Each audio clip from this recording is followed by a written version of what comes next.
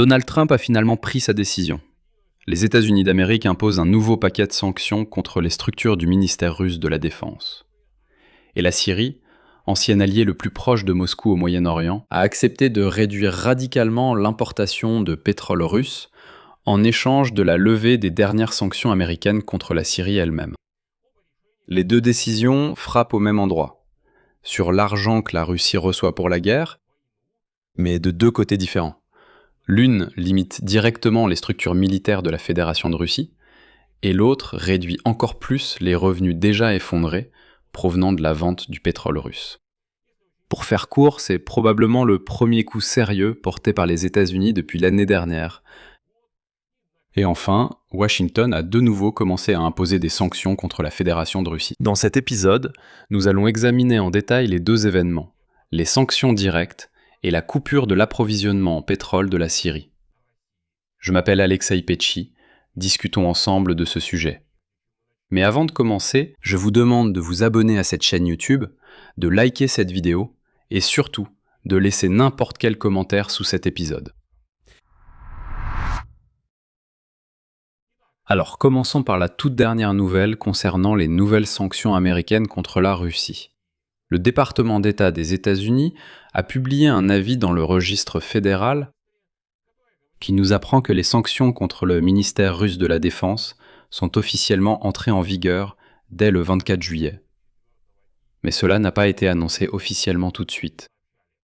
Dans le document du département d'État américain, le motif est clairement indiqué, je cite. Le 24 juillet 2026, le gouvernement des États-Unis a pris des mesures prévues par la section 3 de la loi sur la non-prolifération des armes de destruction massive concernant l'Iran, la Corée du Nord et la Syrie. Donc le prétexte officiel n'est pas la guerre de la Russie contre l'Ukraine elle-même, mais l'accusation de contribuer et de diffuser des armes de destruction massive concernant 3 pays à la fois, l'Iran, la Corée du Nord et la Syrie. Il est important de comprendre ici à quel point l'appareil d'État américain est lent, mais aussi à quel point il reste cohérent. Donc pour l'Ukraine, il faut comprendre que pour la guerre contre l'Ukraine, les sanctions contre la Russie continueront d'être imposées pendant plusieurs années, même après la fin de la guerre. En Syrie, cela fait près de 2 ans qu'un nouveau pouvoir est en place. Le régime de Bachar el-Assad est tombé depuis longtemps, mais les sanctions continuent encore de tomber. Qui a été visé par les restrictions ? Et ici, la liste est assez détaillée. Des sanctions ont été imposées contre 2 départements du ministère de la Défense de la Fédération de Russie. En particulier, la direction principale des missiles et de l'artillerie et la direction des recherches interarmées prospectives et des projets spéciaux, ainsi que contre les forces terrestres russes dans leur ensemble, et contre le 1061e centre de soutien logistique. Eh bien pour l'Ukraine, c'est évidemment un bon signe, car les États-Unis vont encore renforcer le contrôle de toute livraison destinée aux militaires russes, et ce comme l'ISAF, et pas seulement directement, mais aussi via des pays tiers. En plus des structures militaires, 2 entreprises ont été ajoutées à la liste, d'Ideon Alpha et International Invest Company, y compris leurs filiales et tout successeur. Et en plus, les sanctions concernent 5 personnes physiques précises. Andrei Goussev, Andrei Kosolapov, Vladislav Morozik, Alexandre Prikhotko et Sergei Tsibarev. Qu'est-ce que tout cela signifie ? En pratique, les sanctions imposées interdisent notamment aux agences fédérales des États-Unis d'acheter des biens, des technologies ou des services auprès des personnes et organisations inscrites sur la liste. En outre, il est interdit aux structures américaines d'apporter un quelconque soutien à ces personnes et organisations, de leur vendre des produits à usage militaire ou de leur délivrer les licences correspondantes. Et ces sanctions ont été instaurées pour une durée de 2 ans, avec possibilité de prolongation. Voici un détail clé pour comprendre le contexte.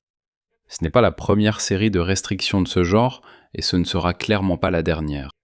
Parallèlement à la publication de la nouvelle concernant les sanctions contre le ministère de la Défense de la Russie, un autre projet de loi sur des sanctions plus larges contre la Russie est également en discussion aux États-Unis. Celui-là même que les démocrates ont critiqué comme un prétexte pour accorder à Donald Trump de larges pouvoirs afin d'imposer des droits de douane contre tout pays aidant Moscou à contourner les restrictions. C'est cette fameuse loi sur les sanctions infernales de Lindsey Graham. Autrement dit, des sanctions ciblées contre des directions militaires spécifiques sont mises en place parallèlement au travail sur un paquet beaucoup plus large, qui ne concerne plus directement les structures de l'armée russe, mais ceux qui achètent du pétrole et du gaz à la Russie. Passons maintenant à la deuxième partie du sujet d'aujourd'hui, qui concerne directement l'argent pour la guerre.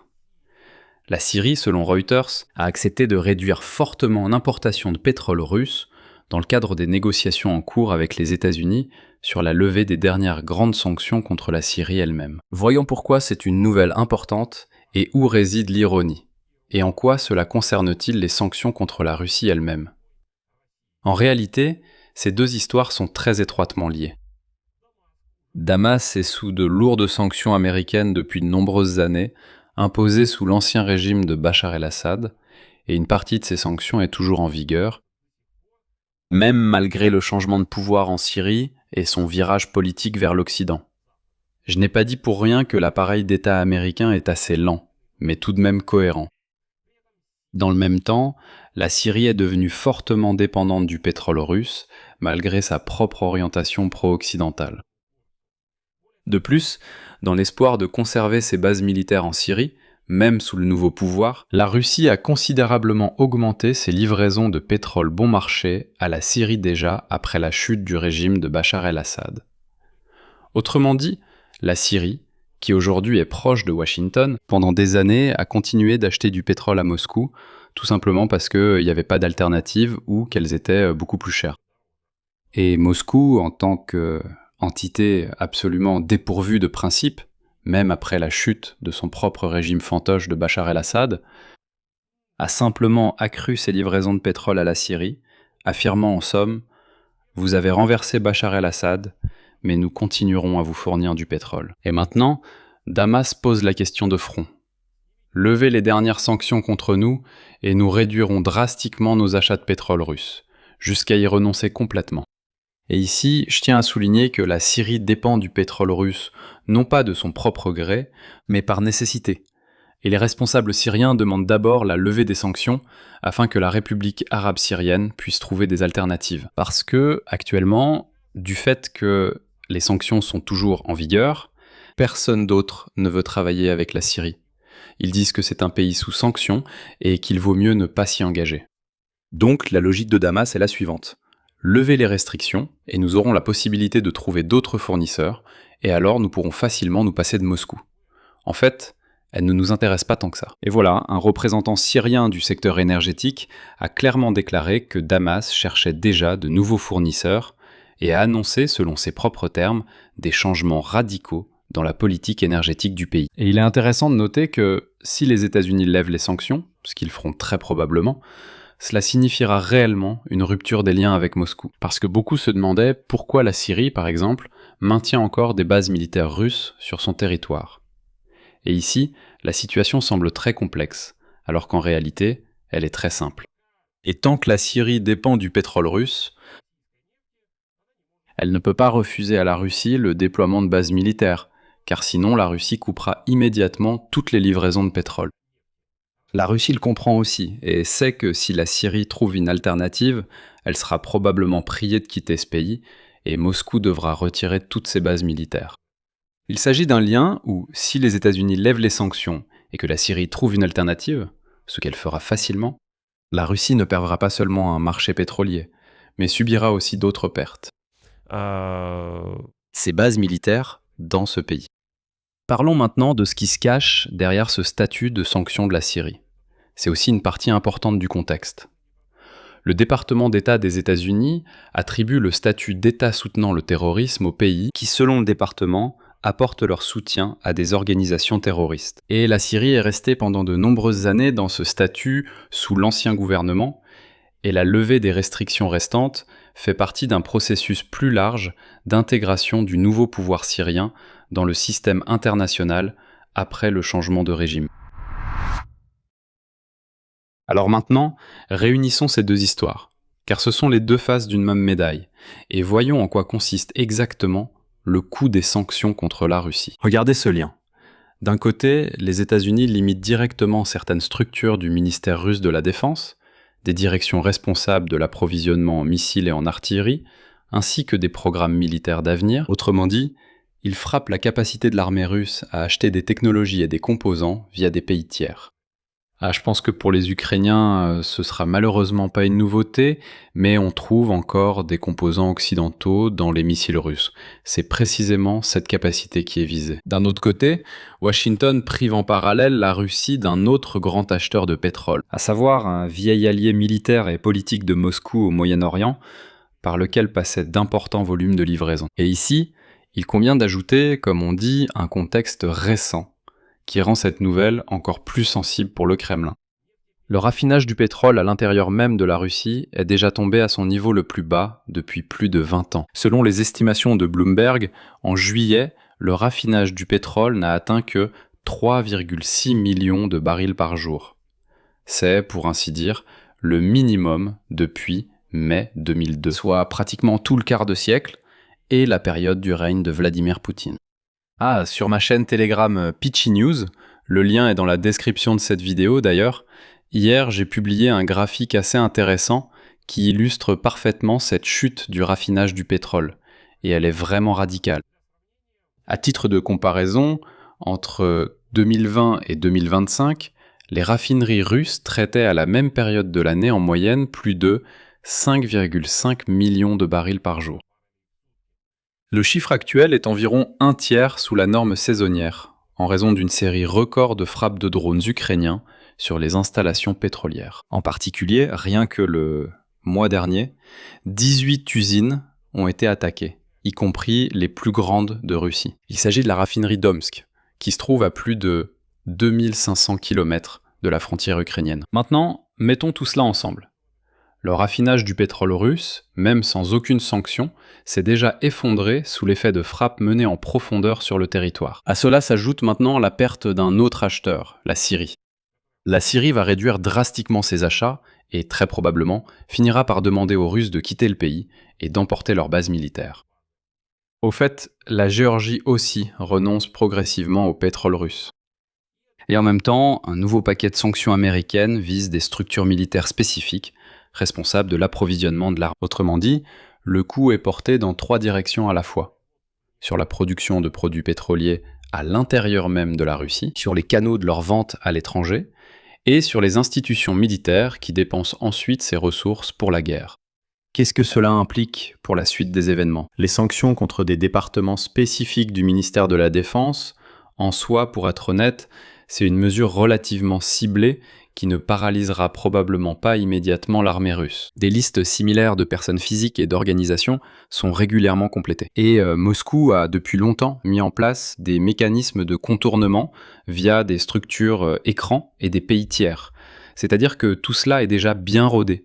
Et Moscou sait comment contourner les sanctions. C'est pourquoi l'effet à long terme, bien plus significatif, sera précisément la perte du marché pétrolier syrien. Si Damas réduit vraiment fortement ses achats, cela resserrera encore plus ce nœud autour du secteur du raffinage pétrolier, déjà effondré à l'intérieur de la Russie. Il convient également de noter ce qui arrivera à la Syrie elle-même si les sanctions contre elle sont levées. Cela pourrait créer un précédent pour une réorientation future de toute la politique énergétique moyen-orientale des nouvelles autorités syriennes vers les fournisseurs occidentaux et arabes et non russes. Étant donné que la Russie a utilisé pendant des années sa présence militaire en Syrie comme levier d'influence au Moyen-Orient, la perte même d'une partie de cette influence via le canal pétrolier est un coup porté non seulement aux finances, je dirais même que ce n'est pas tant une question d'argent. Parce que maintenant, les observateurs attentifs diront « Bon, d'accord, ce ne sont pas des volumes si énormes, et c'est la Syrie qui achète le pétrole. » Mais l'essentiel, c'est que cela porte atteinte aux positions géopolitiques de Moscou dans la région dans son ensemble.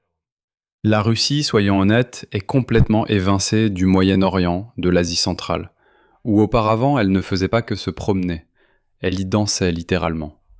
Maintenant, elle en est complètement chassée. Et beaucoup peuvent aussi voir là un excellent exemple comment un pays, s'étant libéré de l'influence de cette sale Russie, a soudainement connu une ascension fulgurante. La Syrie pourrait devenir une telle vitrine. En résumé, le 4 août, 2 décisions ont été prises en même temps, frappant différentes parties de la machine militaro-économique russe. Sanctions ciblant les structures du ministère de la Défense chargées de l'approvisionnement de l'armée. Et la décision de l'ancien allié du Moyen-Orient de réduire drastiquement ses achats de pétrole russe en échange de sa propre réintégration dans le système international. En général, même à petits pas, les États-Unis agissent. Et ça me plaît déjà davantage. Je m'arrête ici, donnez votre avis et vos conclusions en commentaire sous la vidéo. N'oubliez pas de vous abonner à cette chaîne YouTube. Et si ce n'est pas encore fait, mettez un like, abonnez-vous à la chaîne et activez la cloche. Si vous souhaitez soutenir le travail de cette chaîne YouTube, vous pouvez le faire en faisant un don via les liens et coordonnées dans la description de cette vidéo ou en devenant membre sur YouTube. Je vous en serai très reconnaissant. C'est tout pour aujourd'hui, prenez soin de vous, à bientôt.